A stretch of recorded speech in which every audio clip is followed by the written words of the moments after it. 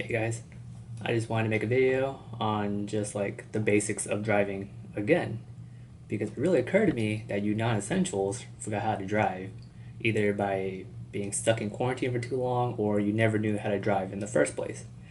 So this video is going to be like a real quick recap on the basics of driving and I guess proper driving etiquette. I've seen a couple of pictures on the internet on you non-essentials getting into crashes after the states have lifted up their, I guess, quarantine status. Um, yeah, let's just try not to end up like those people. Alright, so I guess the first thing is speed limit. Let's just define the word limit. A limit is a point or level beyond which something does not or may not extend or pass. That's the first definition. There's a second definition saying a restriction on the size or amount of something permissible or possible. So limit pretty much means, we can't pass it. So we reach the limit, we reach the ceiling, can't go further beyond it. It doesn't mean that we can't go slower than the speed limit, alright? So, everyone knows you're going slow, you're on the right side, the far right of the lane. And if you're going fast and you want to pass up other people, you go on the far left. Okay? The key word here is passing, alright? The left lane is meant for passing. You're not supposed to be stuck in the left lane, just driving slow or driving at the speed limit. You want to get over to the left lane to pass up the car in front of you and get back right over. Okay? That's what the left lane is for.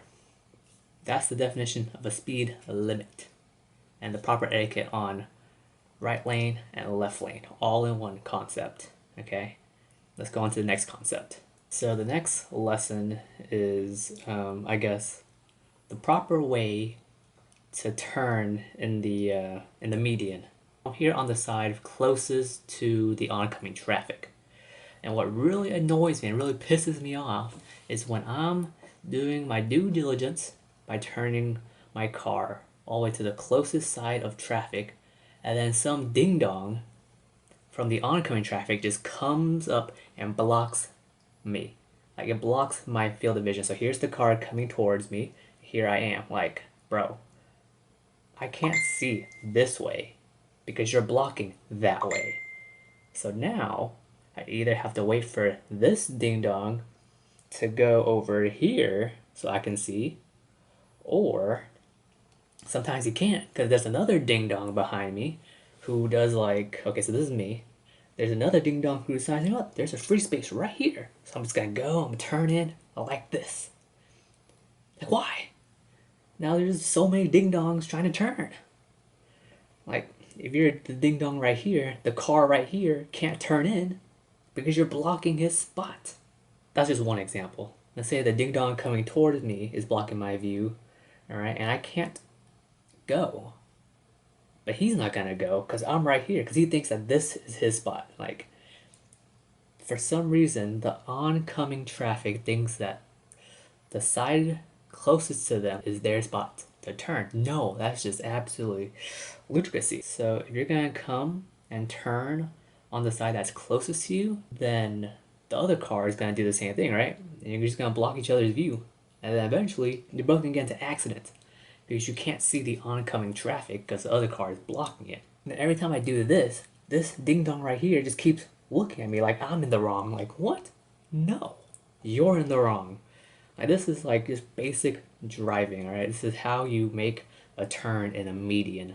This one still annoys me as much as the previous one. So it's using your signals. You know the little stick on your left hand side on the steering wheel? I think on like when you grab the 10 o'clock position, that little magical stick right there. If you don't know it exists, you should go check your car.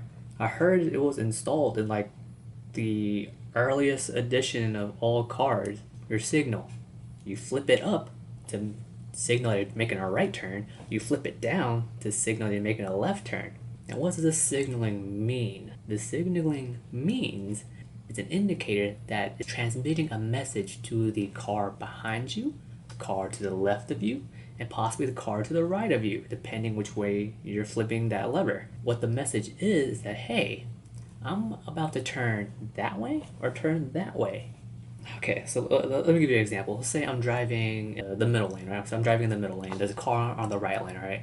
And okay, I'm like, okay, so the car's not signaling. Okay, I'm driving, I'm at a moderate speed. The car's maybe ahead of me like this. Um, and I see how the car is like inching over to my lane. I'm like, this is getting kind of sus. Like, how am I supposed to read your mind? Be like, maybe this guy wants to switch lanes like right now. No, I'm not able to read your fucking mind. But if you didn't signal and going towards my lane, bro, I'm not letting you in. I'll be that dick and won't let you in unless you signal. Cause like, how am I supposed to know that you're wanting to go to the left lane or the right lane if you don't tell me? All this can be avoided if you just use your signals. A lot of accidents can be avoided too if you just use your signals. Alright, this one isn't a lesson. This is just more like a personal preference, honestly. Like, don't rev your engine. I don't need to hear that. It just screams, I got a small penis. Alright, this one's a big one. This one is absolutely illegal. Texting and driving. Why put yourself at risk and put other people at risk and your own family at risk? Why are you distracting yourself by sending a text when you should be focused, eyes on the road? What if a car just randomly appears in the middle of the lane or right in front of you and then you're like, oh shit, I gotta brake or swerve or something. Next thing you know, you're face down in the ditch. EMS comes. You don't wake up until 3 weeks later. I don't know. Shit's gone down.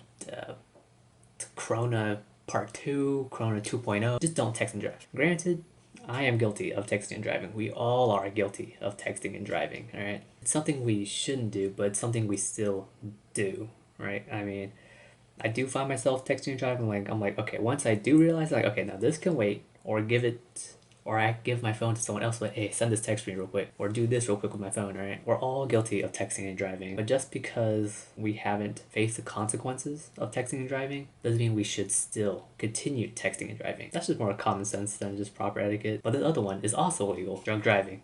Don't do it. You're under the influence, just don't do it in general. Your mind is impaired, your reflexes are impaired, your decision making is impaired. Why drive while under the influence? Just like with texting and driving, why are you putting yourself at risk and everyone else at risk, even your family at risk? Just think about it. If you're a drunk driver and you get into an accident, sure, you're dead, or maybe you live, but what happens to the other person, right? Like, if you're a drunk driver and something happens to you, I have no remorse for you, like, no sympathy at all for you, because that is your fault. But what about the person you crashed into? What happens to them and their family and the family that you left behind?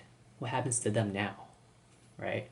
Because of your reckless decisions, you jeopardize two families or more. Get an Uber and get a Lyft, ask a friend to come, or ask somebody to come help you, or just take you home because it's not worth driving home not to see tomorrow. Alright, so here's the story. I'm driving home from work. This is like at 3 o'clock in the morning. Driving home from work. No other cars are out, right? It's just me driving down a road with another car beside me, right? Here we are, stopped at a light, and then just out of nowhere, this big ass truck just comes in, dude. He just comes in through out of nowhere, starts swerving left and right. Like, it was wild. Like, the dude just went through the red light and he was going to left lane, right lane, back to left lane, back to right lane. He's just swerving, right? He's just swerving.